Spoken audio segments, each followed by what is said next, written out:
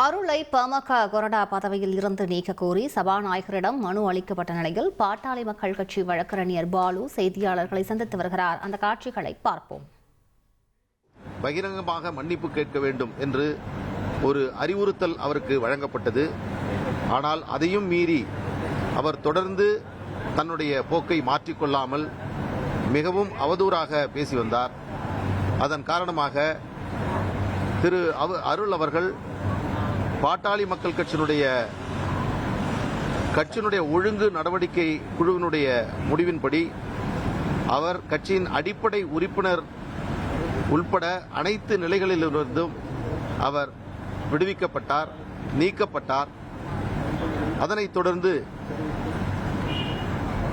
பாட்டாளி மக்கள் கட்சியினுடைய சட்டமன்ற கொறடாவாகவும் திரு அருள் அவர்கள் இருந்து வந்தார். எனவே ஒரு கட்சியிலிருந்து நீக்கப்பட்டிருக்கக்கூடிய சூழலில்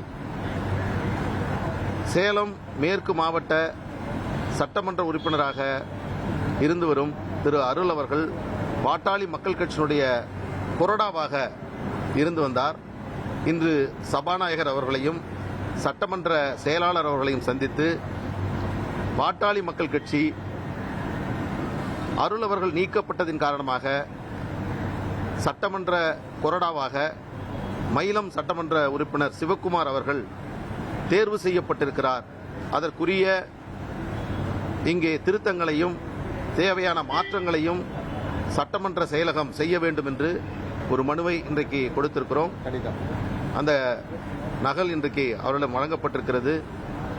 இந்த கடிதத்தை தொடர்ந்து எங்கள் கட்சியினுடைய தலைவர் மரியாதைக்குரிய அன்புமணி ராமதாஸ் அவர்கள் இந்த கடிதத்தை இன்றைக்கு கொடுத்திருக்கிறார். சட்டமன்ற உறுப்பினர்கள் இங்கே வந்திருக்கிறார்கள். இதை எங்களுடைய கடிதத்தை அடிப்படையாக கொண்டு உரிய நடவடிக்கையை சபாநாயகர் அவர்களும் சட்டமன்ற செயலகமும் எடுக்கும் என்று நாங்கள் இந்த நேரத்தில் நம்புகின்றோம். என்னங்க இல்ல அது அல்ல அதாவது எம்எல்ஏ அருள் அவர்கள் கட்சியிலிருந்து நீக்கப்பட்டிருக்கிறார். அதன் காரணமாக அவர் சட்டமன்ற உறுப்பினராக நீக்க வேண்டும் என்பது அல்ல. ஆனால் அதே வேளையில் கட்சியிலிருந்து நீக்கப்பட்டதின் காரணமாக கட்சியின் கொறடாவாக அவர் தொடர முடியாது. எனவே கொறடாவில் இருந்து அவரை நீக்க வேண்டும் என்று இந்த கடிதத்தை நாங்கள் கொடுத்திருக்கோம்.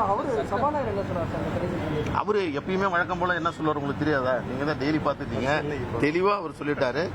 இங்க இருக்கக்கூடிய சட்டமன்ற விதிகளின்படியும் சட்டத்திட்டத்தின்படியும் உரிய நடவடிக்கைகளை நாங்கள் மேற்கொள்வோம் என்று சொல்லியிருக்கிறார்.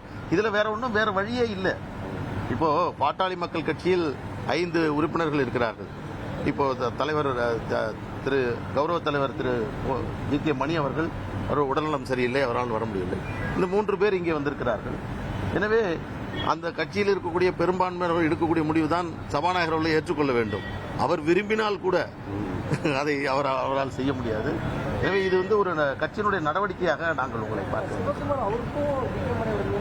ட்ரெண்டை ஃப்ரெண்ட் ஆக்கிக்கோங்க. தந்தி டிவியின் சப்ஸ்கிரைபர்ஸ் அண்ட் ஃபாலோவர்ஸ் குடும்பத்தில் நீங்களும் இணையுங்க.